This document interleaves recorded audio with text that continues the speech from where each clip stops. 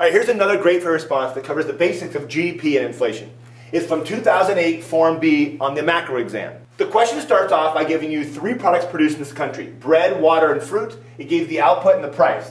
The first question to ask you is, A, what is the nominal GDP? What is the total value of all the final goods produced in this country in 1 year's time? Well, it's the quantity times the price. So 400 bread times 6 gives you $2,400. It's the value of the bread.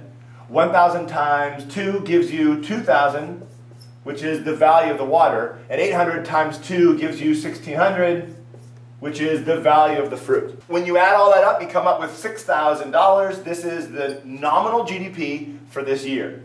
Now, the next part says if the GDP deflator is 150, what is the inflation rate since the base year? Well, you know what an index number means. An index number of 150 means prices have increased 50% since the base year. So the inflation since the base year is 50%.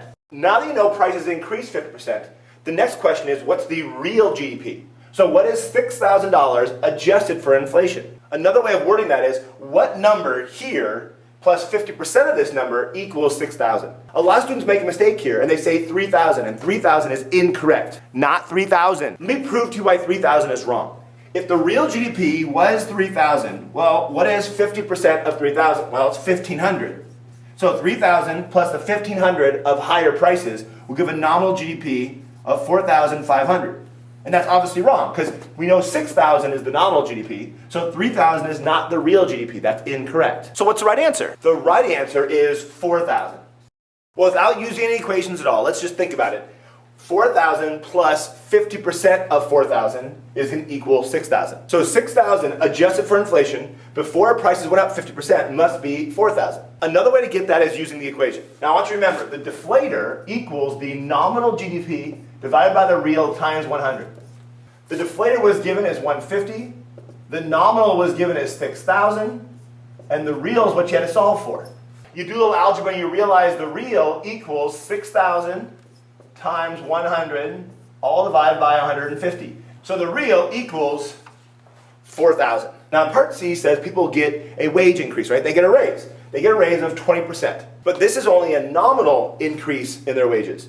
Since prices increased 50%, the question is saying what happened to their real wage? The answer is real wage fell. So this is an explain question, so you have to explain how you got that answer. The reason why is wages go up 20%, but prices go up 50%, then these workers are actually getting a negative 30% change in their real wage. The last part says that we have some unexpected inflation. In other words, prices went up higher than people expected. And people took out loans at a fixed rate loan. The question is, are they better or worse off? The answer is borrowers are better off.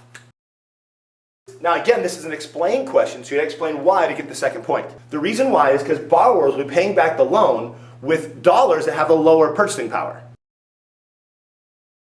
Now this question is out of 7 points, all right? 1 point here, 1 point here, 1 point here, 2 points here. So you had to have the decrease and the explanation why, and then 2 points here as well.